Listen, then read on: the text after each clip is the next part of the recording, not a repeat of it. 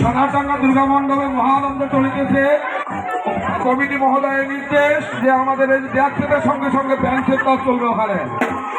হ্যাঁ করা উঠে গিয়ে দক্ষিণ সাইডে দাঁড়াও ব্যান্ড সেট, তোরা ওইখানে আসুন না, আর এখানে ব্যান্ড সেট।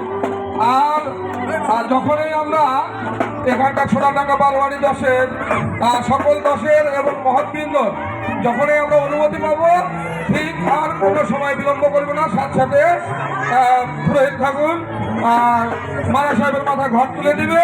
আমরা সকলে ব্যান্ড সেট নিয়ে মহানন্দে চলে যাবো।